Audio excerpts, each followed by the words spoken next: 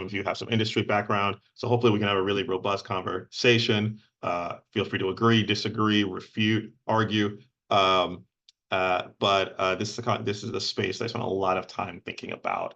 And so if I think about, one second, if I think about kind of how we're going to use that time, I'm going to roadmap my time. I'm going to introduce myself a little bit, just to give you a sense of some of my perspectives, or at least where they come from.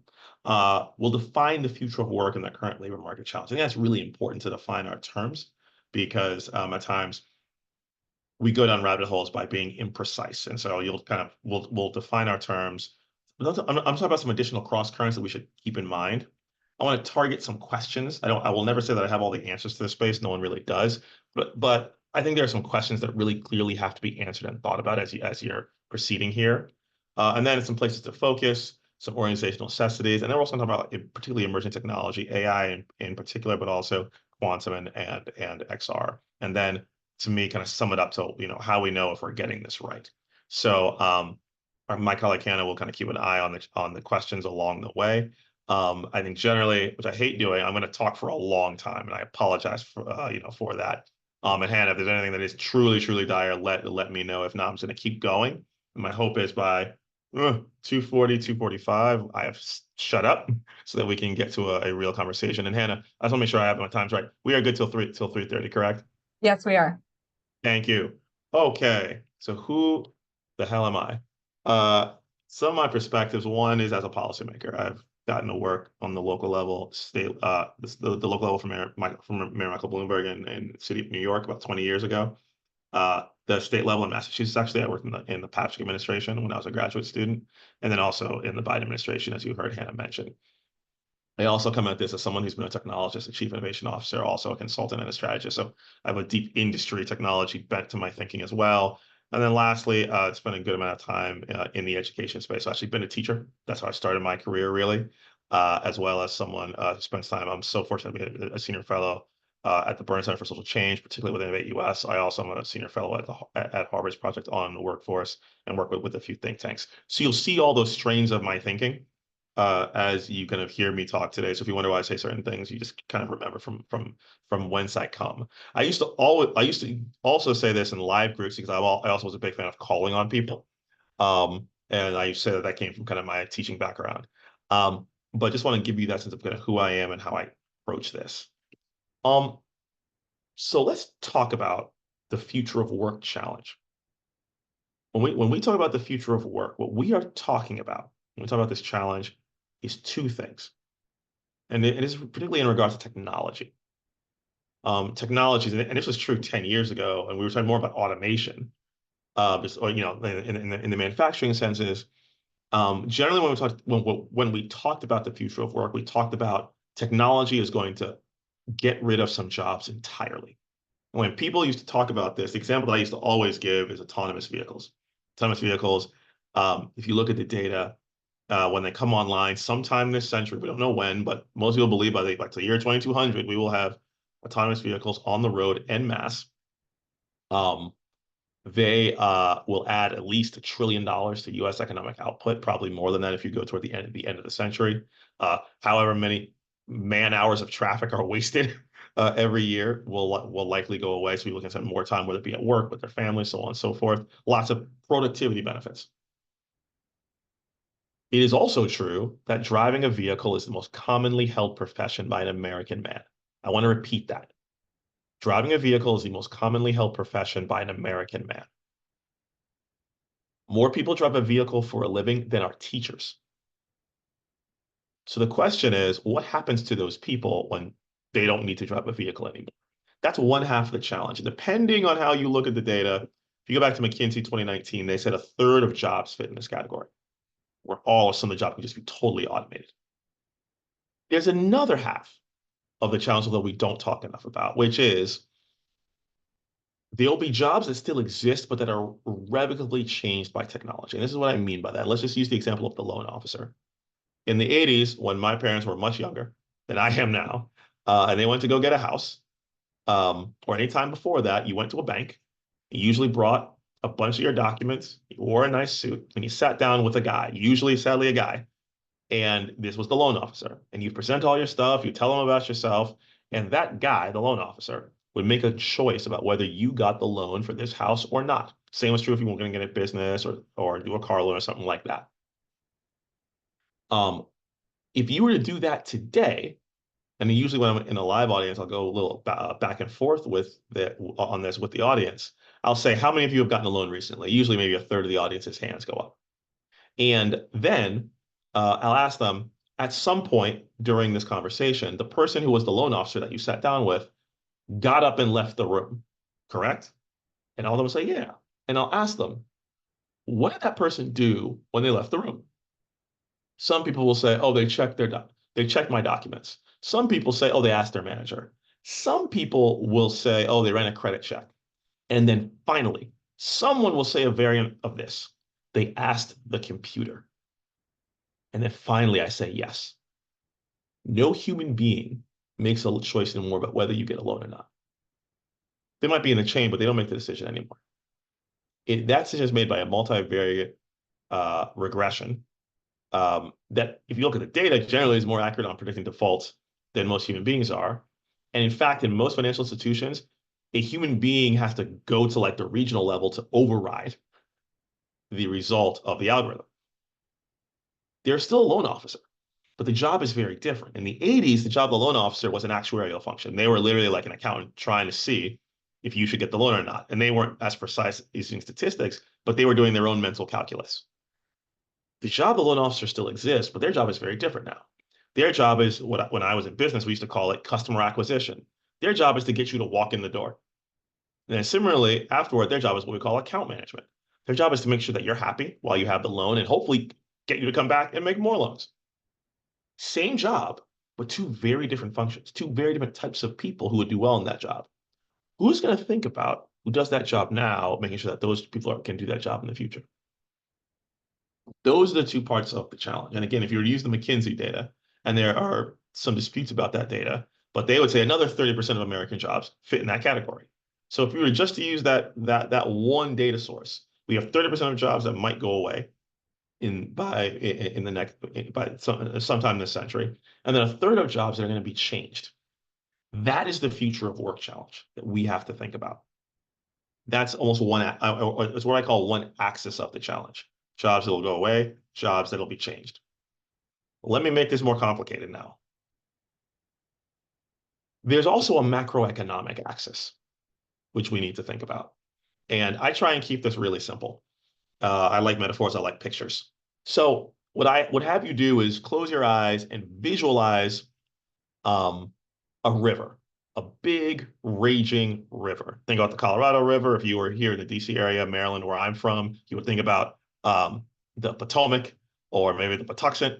But there is some big river raging that is really hard to get across. You can't just take a boat. You need to build a bridge. And imagine on one bank of that river is all the work in America that needs to be done.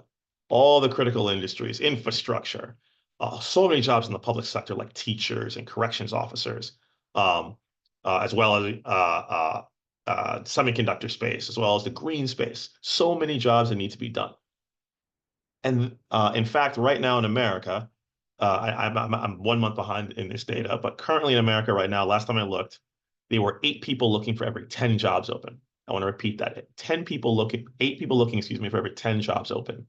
In the state of Maryland, where I am from, it is 3 people looking for every 10 jobs open. There's work that needs to get done. On the other side of the river, there are people who need work. They've needed work for a long time. And they're people of color, they're women, they're immigrants, the people who are disabled, the people who are low income, people in rural communities. What's interesting about those communities that I named is that they're actually the fastest growing part of the workforce. As I like to say a lot, if you're a business, you've already hired all the kids who went to Harvard, Stanford, MIT, and Northeastern. You already hired those people. You're going to need to go to communities that you've not hired from before to fill your gaps, not because it's the right thing to do. Your values here actually aren't that important. It's simple math. There aren't people in the communities that you already hired from. There aren't enough of them to fill the slots that you have open. True in the public sector, true in the nonprofit space, true in the private sector. So to basically go back to the picture, on one bank of the raging river, the work that needs to be done. On the other bank of the river, people who need work. The only way we do it is we have to build a bridge over the river so that the workers can get to the work. And what I say is that bridge is called the talent life cycle, and it's very simply all the things that you need to do to bring on talent and make sure that it's progressing and advancing once it's on the job. And none of this will surprise you. It's people have to be aware of the job. People then need to get training for the job if they don't have those skills already. They need to be recruited for the job. Once they're recruited, they need to onboard. Then they need to upskill while they're in the job, and then hopefully they're promoted and advancing to leadership. That is that talent life cycle. In most organizations, most communities, most countries, this talent life cycle, this bridge is broken, rickety, or doesn't exist. And the problem is when we don't have that, you have a couple of really big problems. One is customer demand is unfilled. You have customers that you can't serve. Who are in the public sector, it's basically that means that those are citizens that you can't serve. Turnover costs increase. I'm not sure if we have any CHROs on the call, but I'll tell you, every CHRO that I know, I'm sorry, Chief Human Resource Officer. Let me not stick to all the acronyms. They can tell you to the dollar how much turnover costs. They can tell you how much it costs for someone to leave. And they will generally tell you all things, other things being equal, I would rather keep a person than have a new person come on just because of that turnover cost. You have worker productivity that's unmaximized. And when this thing is broken, there are workers who are performing at a C level who could be performing at an A level. So you're leaving productivity and value on the table. And then lastly, more importantly, I think about this as a former public servant and a former federal official, there are critical things that America needs done that don't get done. So now let's think about the future of work challenge. One axis is the work that needs to get done. Excuse me, is work that will go away because of technology, work that will be changed by technology. And imagine another axis, which is this macroeconomic challenge. There are people who need work, and there's work that needs to get done. And so if you triangulate that in the middle is how we begin to solve that. But I want to frame our challenge and use our terms very carefully here. Let me name 4 other things that we got to keep in mind as we're talking about this. One, and this is really a result of the pandemic, but it's not going to go anywhere, is there are different form factors of work. If I was in a live audience, I would, I'm usually a little too cheeky when I do this, but I'll say, tell me raise a hand if you believe in unicorns. No one raised their hand. How many of you believe in Santa Claus? How many of you believe in the Easter Bunny? And then I say that you should put the 5-day work week in the category with those things. 5-day in the office work week, because it generally is not coming back in most organizations. Even if you look at organizations that have been reimposed that after COVID, and you would actually look at literal card swipe data for who comes in the office, no one's there. That is a bell that can't be unrung. We are, for every organization, public sector, private sector, social sector, we are in a hybrid world of work. And some who've gone remote and likely won't come back. My view is that embrace that versus try and change it.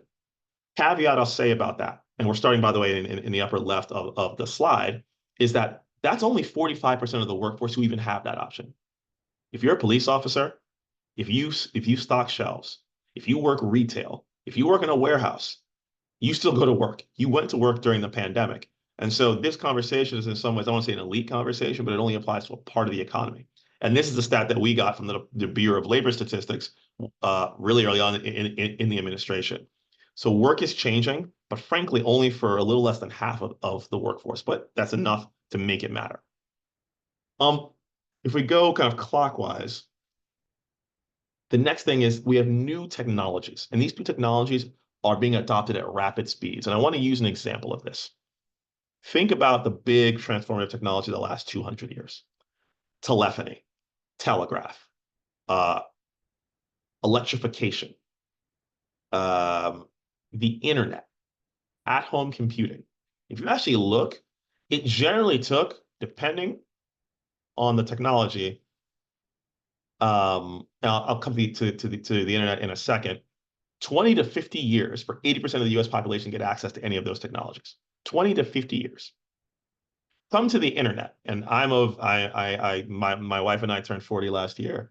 I'm probably the last generation that remembers life before the internet. I remember being 11 and 12 years old when AOL came on, and there are people younger than me who don't know what AOL is. But It took about 8 to 10 years for that to reach to 80% of the population, hundreds of millions of users. When ChatGPT unveiled, it had 100 million users in a space of 8 weeks. 8 weeks.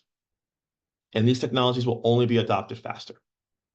So the challenge is if you're an organization, I don't care where you are, the speed of the transition is one that you've never seen before. Your grandparents had never seen it before, and this is really buffeting and uh, uh, disrupting a lot of organizations. Just the speed of change. If you think about ChatGPT was unveiled so in September of 22, if I remember correctly, and think about how much it has changed how we do not just ChatGPT, but Claude, Gemini. I can name you a bunch of other large language models and the tools built on top of them. But they have changed a lot super quickly. If we go to the bottom left, this is a thing that we already mentioned, a forever tight labor market. That's actually a term from the Financial Times that they used in a story about 1 or 2 years ago, that we're just reaching a point where labor market is going to be tight. That's going to have an impact, for example, on being able to fill roles. That's going to have an impact on wages. For those of you who took economics, the less supply there is, if demand stays the same, wages go up. So if you're thinking that you're going to fill the same job with the same wage that you did 5 years ago, 10 years ago, also throw in that inflation, you're likely incorrect. That's just one impact. But that has to be accepted as a reality for the foreseeable future, just by pure demographics. The last piece I'll say here is like what I call kind of a new American industrial policy, which is very simply, I was part of this administration, very, very proud of it.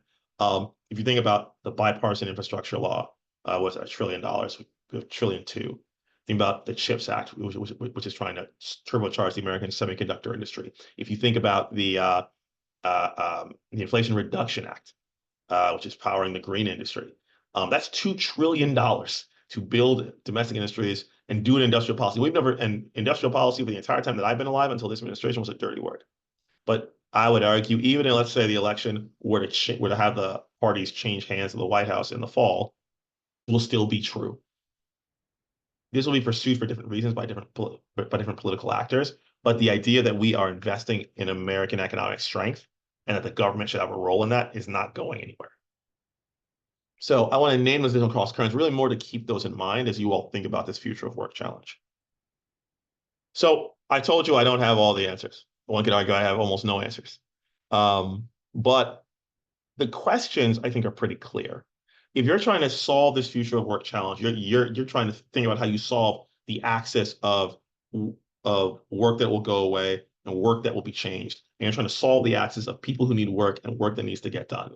If that's what you're trying to do, you've got to answer these 5 questions. And I'm going to go through them each quickly, and then we're going to dive into each of them.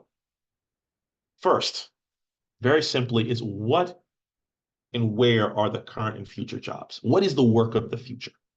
And not just in an ethereal level, but actually to a task level. Most jobs, depending on the research, have about 32 component subtasks. One question I'll have you think about is, if for all the jobs that you either are hiring for or want to hire for, are you clear enough about what those 32 subtasks are, as an example? Secondly, is how will the workers of the future be prepared for that work? And it's going to be, and we'll talk about kind of what that looks like. It's going to be a combination of old and new. How will the work and the worker find each other? We have this assumption that the worker and the worker are going to find each other just by magic. I'll tell you, in the real world, that doesn't happen. I think you all know that intuitively. Fourthly, how do we support workers through this process? And that's a combination of public benefits as well as other supports.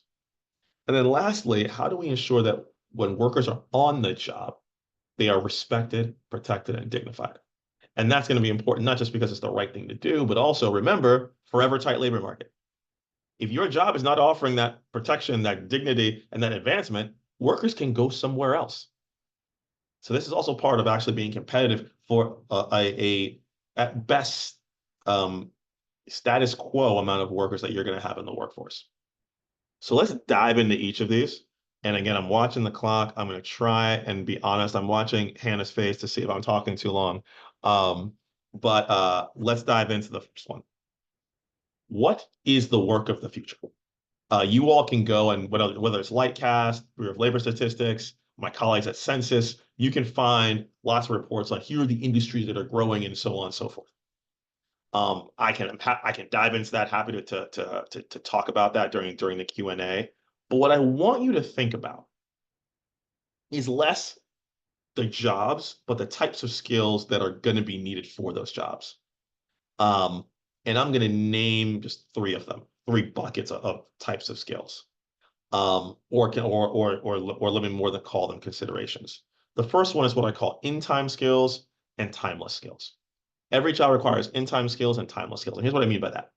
The in-time skills are what we would generally call the technical skills. So I am a line manager at a factory, and I need to know how the line works. I need to know how to use certain computer systems, or I'm the section manager at a retail store. I run the hardware aisle. I run the electronics aisle. I run the bath and beauty aisle. I need to know how to use the inventory tool, which is usually an iPhone-enabled tool, so I can keep track of materials. I need to know how we ring up items, so on and so forth. Those are things that you train for that are very specific to that job. And they change a lot. So therefore, you actually have to do constant upskilling to stay current. Then there are what I call the timeless skills. Some people use 21st century skills, durable skills, power skills. I don't like soft skills, but that's a term that a lot of people use. So I those things are things that human beings have been doing, I'd argue, for thousands of years.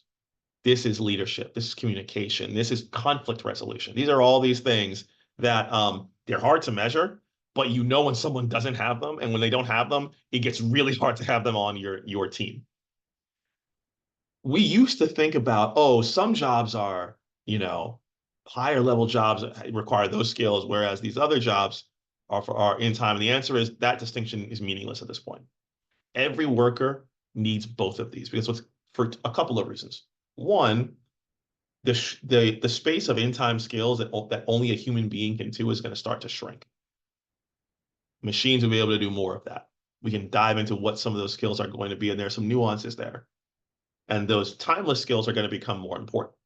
But one of those timeless skills is going to be managing the machine, define the machine as you will, and it requires some domain knowledge and in-time knowledge to do that properly.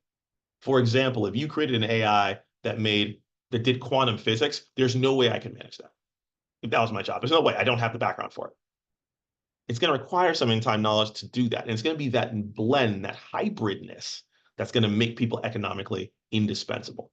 So just keep in mind, in-time and timeless are going to be table stakes to be economically viable in this future of work. Secondly, I call it Made in America again, and this is frankly a policy imperative. Businesses, and not just businesses, but even nonprofits and governments began to think of their entire supply chain, value chain as something that would be spread across the world. I'm going to put certain services and part of what I do wherever I need to maximize efficiency because we're fully globalized, and that's how we're going to get to greater efficiency and greater value. What the pandemic showed us is efficiency is one value, resilience is another. Because in a globalized world, as quickly as you can build up something globally, you can also knock part of it down. And if you knock part of it down, it's like dominoes. If I had part of my supply chain in parts of Asia during the start of this pandemic, and we saw it happen, the house of cards kind of falls. And so we need to have redundancies. And what you're seeing more and more is companies onshoring, reshoring, friendshoring. There are all types of terms around that. And that is going to lead to a certain amount of skills here in the United States that are going to be really, really critical. Let me say last piece, and a little bit goes to the first one. Every job is now a technology job, every single one. Now I'll go back to the retail example. If you are a greeter at Walmart, and think of a greeter as either that's a stock person, an associate level person. Associate is a greeter, cashier, or stock person. That's how that's defined. They have to know how to use an iPhone-enabled tool to do inventory and checkout. That's part of training. If you cannot do that, you cannot do the job anymore. That is now a technology job. It is not just what people in Silicon Valley and Route 128 in Massachusetts do. It is something that everyone does. And I'll just ask each of you, if you were hiring someone today and they cannot use Microsoft Office and Google search, you would not hire them.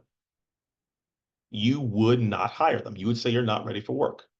I would argue to you that in 12 to 18 months, ChatGPT and Claude and every tool like it will be like that. If you cannot use those tools, it is such a productivity increaser that you're not workplace ready if you can't use them. So every job is now a technology job, not just the ones that we've historically thought of in places like Silicon Valley, um, Northern Virginia, the biosecurity corridor in my home state of Maryland, and other places around the country. That's every job. So that's the work of the future. And those are the skills that you should think about as you're hiring, training, and trying to upskill your folks towards that. That is the job of many of you who are leaders in this space. Now, next question, how will workers of the future be prepared for that work? And so what I name here, this is in some ways it's a very kind of higher, this for some of my friends who are in higher ed, you'll recognize some of this, but we're going to have new and old form factors of training. Some of them are going to be very old. Apprenticeship has been around for thousands of years. And I speak particularly of registered apprenticeship. I actually, almost a year and a half ago, I got to go to Switzerland and go into a guild house from the 1300s that I believe was a carpentry guild. And in the end, and in the old world, you basically, if you wanted to learn to do a thing, found someone who was good at that thing, and you trained under them. You just literally stood next to them, helped them, watched them, and at some point, you saw enough where you could do it yourself. For those of you who come from an organized labor background, we know that world well. And it's coming back. If you look, the amount of apprenticeship slots in America from 2021 to now has doubled. And that mostly is a push of policy. That's going to keep increasing because if you look at apprenticeship as a method, one, you actually get more diverse pipelines. People stay in their jobs longer, and generally the satisfaction of the worker and the company is higher than traditional pipelines. And I would love to chat about this. Startup is not easy here, and then we can talk about kind of why. Next, you have technology-enabled training. My favorite example of this is in the XR space, and I'll talk about this a little later. Farmers insurance. Farmers insurance, which many of you know, you've seen the commercials. During the pandemic, when they could not train claims adjusters physically, they would literally mail someone a headset, Oculus or HoloLens. They put it on, and all of a sudden they're inside a house that's had a fire. And they would be walked through in a tutorial how to do the investigation of that house. And then their assessment was doing an investigation of a different house all through XR so that they could actually go out and do the work. We've never seen that before. Short form credentials. For those of us in higher ed, we know a lot of, we love that Carnegie unit. 2-year degrees, 4-year degrees, associates, bachelors. But to be honest, I'm from the state of Maryland, and cybersecurity is one of our biggest industries.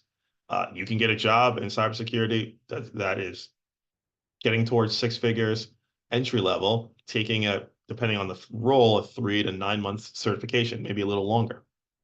So we have new types of training, new kind of chunk sizes that we have to accommodate, and also new types of training. Lastly, traditional degree programs are not going away. In any state that you go to, they're still the biggest giver of credentials, particularly traditional degrees, is still traditional higher education. Still. The big thing I say about this is don't just think about each of these individually.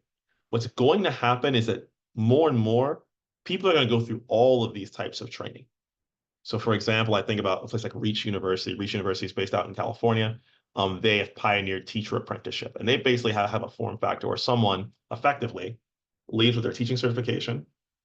They are doing their practicum on-site, work-based learning in a classroom, and they're getting their degree all at the same time.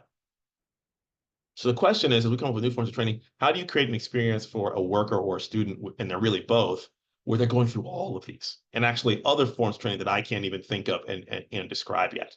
So the thing that is going to have to change here to get people trained the way that we need to is the breaking down of these silos and getting things to interlock. Let me just give, I think, an example that I like to give a lot that shows why this is so important. If you were in the state of Maryland, and let's say you're 20 years old, and let's say you dropped out of school when you were, let's say, 15, 16, you have a lot of options in terms of how you want to get trained and go back out into the workforce. You could go back to your K-12 systems. Most K-12 systems are responsible for you till you're 21. And you could go there, get your diploma, get a CTE certification, and pick welding, electrician, electrical, HVAC, so on and so forth, and go in the workforce. You could also choose to go to a community college, get your GED beforehand, do a bachelor's degree or certification, and then go out into the workforce. You could choose to go to a four-year school and do the same thing, or you could choose to not do any of that. I'm gonna go do a registered apprenticeship with my local union, iron workers, communications workers, and then I'm going to do that for a couple of years, be paid throughout the entire time, and go from there. I give all those permutations because he just makes the point that that person doesn't really care how they get the skills they need. They just want them. Those silos, they're more important to us. They're more important to the policymakers and quote unquote adults in the system. And my view and my kind of charge to everyone who works in this space is those barriers and those silos should not be apparent to the student. They should only matter to us. We should make them meaningless for the student. And that's going to require some organizational rethinking compared to what we've done in the past.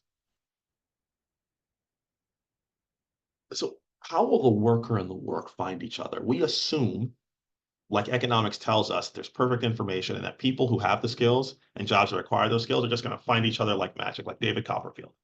We know that does not happen.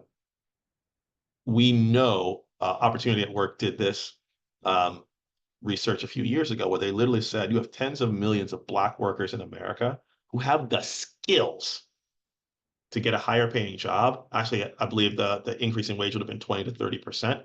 But because of a variety of barriers, mainly on degrees, they can't get them.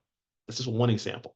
So what we know is that there's friction. And the example that I always use here is in my home county, MGM National Harbor Casino. If you're ever in the DC area, that is the largest casino on the Eastern Seaboard. If you ever want to go see a show, watch a boxing match, have dinner, it's a great place to go. It's right on the Potomac River. When this was being built in 2014 and up to 2016, there were thousands of jobs open there. When I say thousands of jobs, things like food service, like CDL is commercial driving license, so basically driving vehicles around, and or what am I missing? Groundskeeping.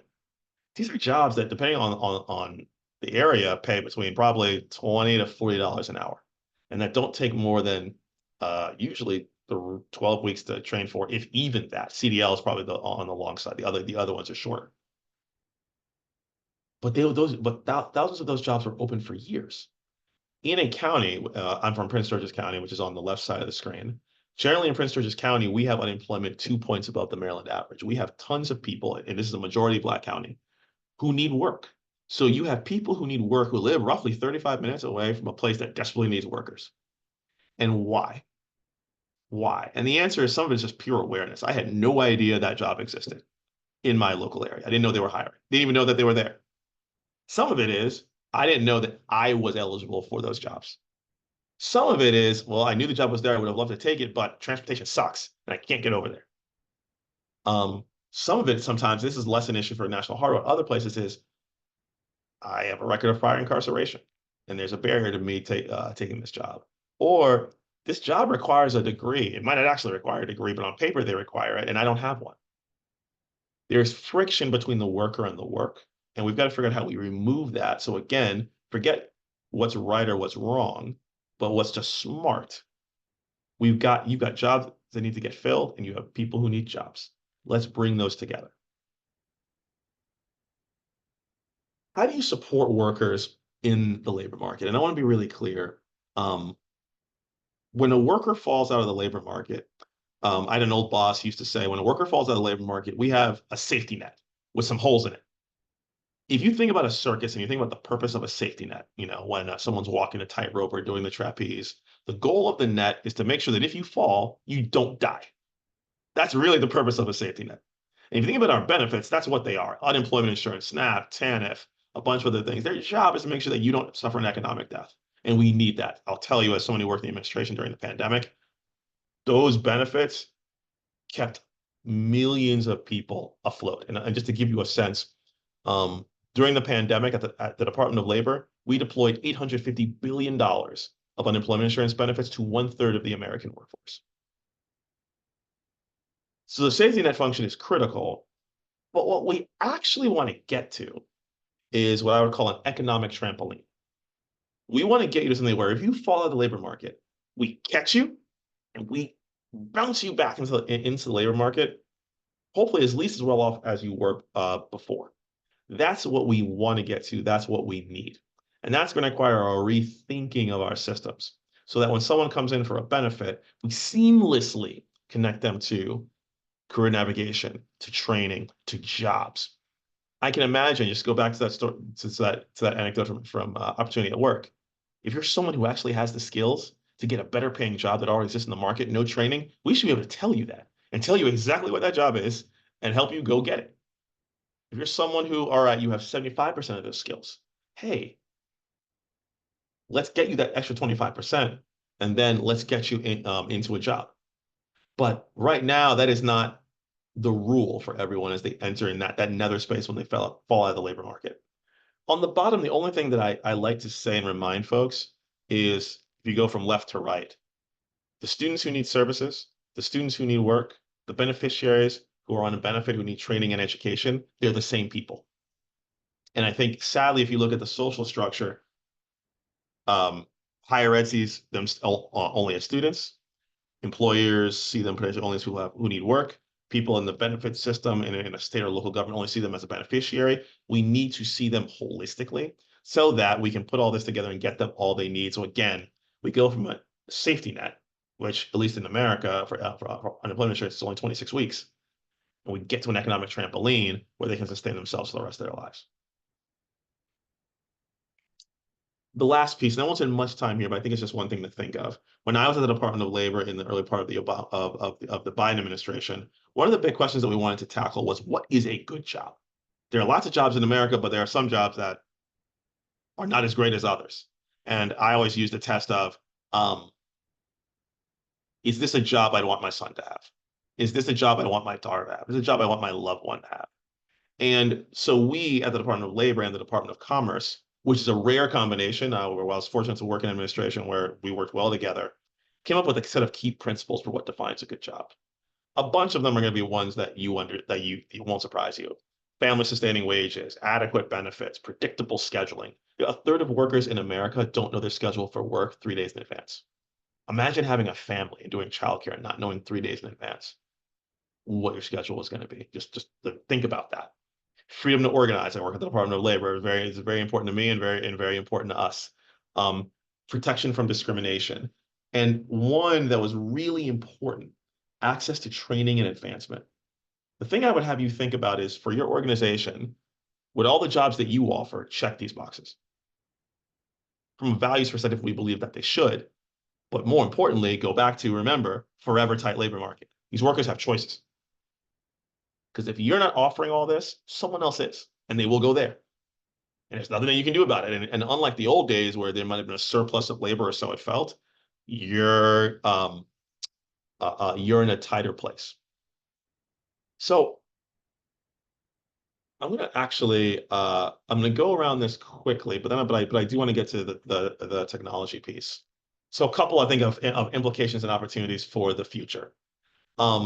One is if we kind of go clockwise, I call it learner connective tissue. We've got to have in a single place, whether it be from a technology sense, from a case management sense, workers need a single source of truth and a single source of assistance across getting the skills and the benefits that they need. Super important. We make workers do too much to get things that they need, and we got to bring it all in one place if we want to get out of workers what we want. If you go clockwise, structure the unstructured. For those of us who are in higher education, we understand Carnegie units, we understand transcripts and things like that. But if work-based learning, which will become a bigger part of how we train people, is going to become a bigger thing, we have to figure out how do we structure the unstructured? Meaning, when someone's doing their apprenticeship, how do I know when they acquired skills? How do we assess them? How do we assess the outcomes afterward? We have to structure that unstructured learning experience or historically been unstructured learning experience to get the benefit out of it that we need. If you go down to the bottom right, help those who help the learner. One thing that I hear a lot from companies, which is interesting, is that a lot of them will say, we agree with work-based learning. We agree that we as employers will have to take on more of this responsibility. But I don't know if our managers have all the skills and training that they need to be great mentors, coaches, and teachers. And so this is an important thing to think about in your organization. Those folks who are managing and leading, do they have the skills they need to do some of what we're talking about? And then lastly, in that bottom left, um, incumbent workers are learners too. Do not simply assume that once someone gets on the job, they're good to go. In fact, that's only the beginning. How are they getting the skills that they need to expand and improve? Um, and sorry, you may hear some yard work in the background. Um, so let's talk about technology. Let's dive in this really specifically. I want to describe three technologies that I spent a lot of time thinking about that I think will have huge impact on the workforce. Some of them, the impacts are pretty clear. Some of them, it's a little unclear. So let me go start with the upper left, which is AI. And let's be precise when we talk about AI. Artificial intelligence is a machine that can replicate the thinking of the human brain in at least in part or in piece. Generative AI, which is a newer term, is when a machine that can think like a human being can generate piece of content based on that thinking, text, video, sound. Generative AI is really what's kind of struck us like a meteorite, really with like ChatGPT and Claude and Gemini and all these tools. Um, this has been a game changer, and we can see this happening. There's debate about is AI hyped? Is it going to do as much as we think it is? It will do everything you think it can do and potentially more. The question is just in what span of time. That's my personal take, and happy to kind of talk, refute, and have that kind of argument and conversation. The big thing, which I would just remark on, is that in the past, when we had new technologies that were hitting the workforce, the folks who got hit a lot were folks, frankly, who worked in like industrial manufacturing, things that required actually, frankly, you to be strong, gross motor skills that really depended more on your muscle than your mind. What's interesting here is that AI is actually not quite good at those tasks yet. Autonomous vehicles are actually a prime example. They're not actually good at, it's not great yet at driving a vehicle from here to there, things that require actual physical input. The workers who've had their lives most upended in the last 2 years or year and a half through these technologies are historically the ones that have been safe, what we call white collar workers. What we've noticed is the generative AI is pretty decent at creating a first draft of document review if you're a lawyer, or certain accounting tasks, or low-level coding if you're an entry-level programmer. And that has been a sea change and super disruptive for a lot of white-collar workers who generally have not been part of this conversation. That's one. I think two, as we think about AI, there's the assumption that, oh, it's just going to automate everything. And one thing that's not quite understood, and I had a colleague from MIT sit and explain this to me, is basically sit and explain how much computing power is required to get AI to become better. And the thing to kind of think about is it was crazy when he talked about making the AI basically like 5% better, 10% better. He said to make the AI 5% better, and I'm gonna fudge these statistics a little bit. It's not like I need to invest in 5% more compute to make it 5% better. I need to get it 5% better. I need to invest in 100 times more compute. When I say compute, I mean cloud computing capacity, energy to power that cloud computing capacity. So every like increment, it gets more useful.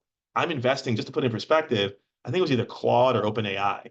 They said to build their next model, just to build and develop the large language model. And I'll actually explain the parts of this. They're going to invest $10 billion.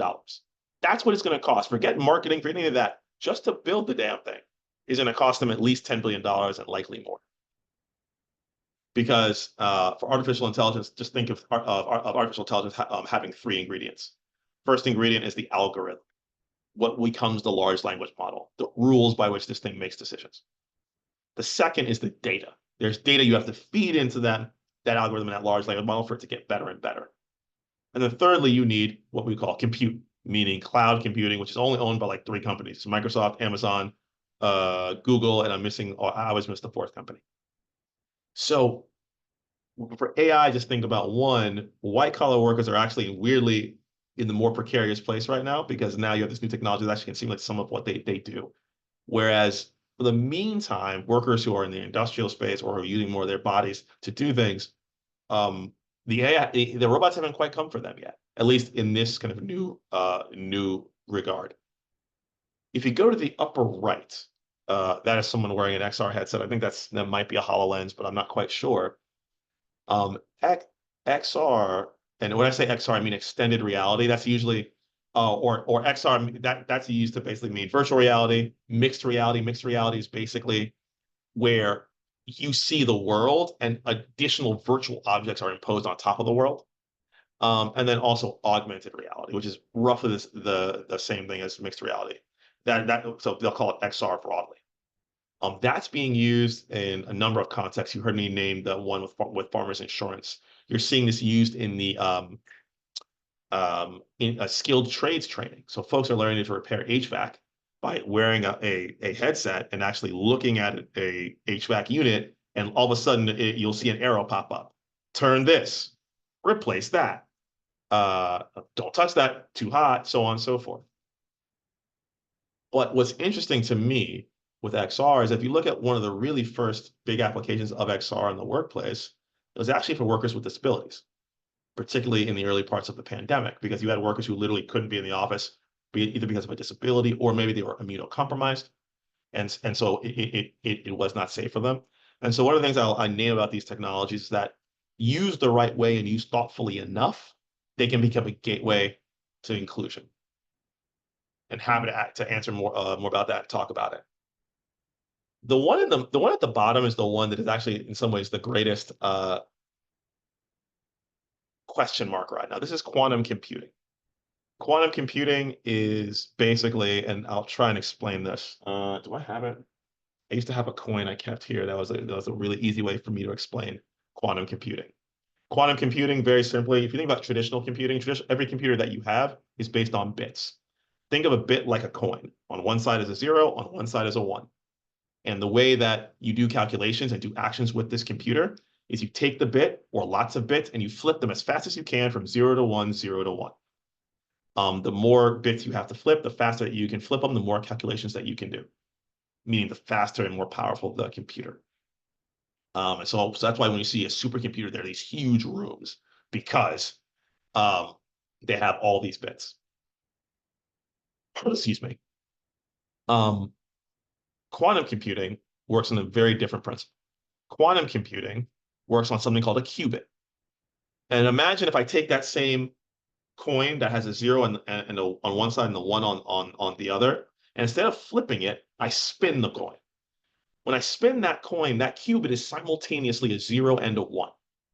And now mathematically, you can do far more calculations because effectively you don't have to flip back and forth. When I first heard this, I didn't quite get the import, but I saw, and I'm going to get this figure wrong, and please don't ring me the close if I do. But I think the theory was, if you had 300 qubit computers, you could basically have 1,000,000 times more computing capacity than every computer on the face of the earth. Now, the challenge is quantum computing is very hard to do because as you flip a bit or you spin the qubit, it gets really hot. And the hotter it gets, the worse the calculation. And so you'll see here, if you look at the bottom of this screen, this whole apparatus looks super fancy. If you were to actually look at the bottom, you would see an apparatus about the size of my hand. That's the actual quantum processor. That's the actual set of qubits. What the hell is the rest of all that? It's refrigeration. It's cooling. It's liquid nitrogen, just to keep the thing cool. And so we haven't quite figured out the physics of quantum computing, but once we figure out all of that, the implications are kind of staggering. You will have a computer that's faster than anything that we've seen. And so let me put all these technologies together and let me name what I think is one powerful use case. We've not quite seen it yet, but to me, it'll be really powerful. If you have a large language model like a ChatGPT that's even bigger and better, combine it with a quantum computer that can move almost as fast as a human brain. And you have XR, meaning I can create a virtual, very lifelike simulation of the world around someone. Imagine someone coming out of incarceration and being able to do a virtual job interview with someone, with an avatar, someone who's not real. so they can learn how to do a job interview. Not in a clunky, pre-automated way, but actually it's like I'm talking to a person. So that when they actually do a job interview for the first time, it's not actually the first time. Imagine being able to create simulations for young workers, for real life workplace situations that they can learn, hey, you're in this meeting in real time, say X and not Y, because when you say X this way, this person's going to get upset. It's hard to learn that until you actually do it. But you can begin to create simulations like that. It's just one example when you put these technologies together. We're still a ways from that, but we are not in a world where this will never happen. And so I wanted to walk through those technologies, but also say how they could work in concert and powerfully together. Um, Let me just say this, and then I'm going to really shut up. And Hannah was supposed to shut me up about 10 minutes ago. Um, if we get this future of work right, situations like this are opportunities, not just crises. So I'm from the state of Maryland, and what you are seeing here is the ship, the Dali, the day it hit the Key Bridge. That was about 3 months ago. I actually was supposed to drive that bridge that very day um, to go on a vacation with my family. Um, that ship weighs as much as Camden Yards. Camden Yards is where the Baltimore Orioles play. It weighs as much as Camden Yards full. Hit that bridge at full speed, and there was almost God, 10,000 tons of steel and concrete in the over the Patapsco River. We've now cleared the channel, ships can go through, and now we're going to start to rebuild that bridge. This was a big deal because 20,000 families depend on that bridge and the Port of Baltimore, which it allows access to for their livelihoods. We have to think through, how do we keep these workers afloat while we open the channel? How do we retrain those who might not get their jobs back? How do we train new workers where we're going to need to rebuild this bridge in the next couple of years to do that? If we have a true system that would answer all those questions, this is an opportunity, not just a crisis. And I think we'll know we got it right when we have a system where something like this happens. That system says, "Hey, don't worry, we've got this for you." So, what I like to say here is that this is something that doesn't depend on politics, that doesn't depend on values. This is a place where the right thing and the smart thing are the same thing, which is how do we make sure that we connect the worker to the work? How do we make sure that whether it's jobs that are going to be changed, jobs that are going to be obviated, that we have a path to a future of work that includes everyone. So now, Hannah, I'm going to be quiet and would love to take some questions from this group. And just thank you all for bearing with me while I went through all that, and happy to hear thoughts, questions, disagreements. Thank you so much, Chike. That was fantastic. And so now I'll just re-invite you all to either use the chat or raise your hand to ask a question. So you can type it in the chat and I will read it out, or you could look for the raise hand function by finding the reaction button, either just right at the bottom of your screen or again under more and the 3 dots. And if you click on reactions, you can raise your hand and I will call on you. So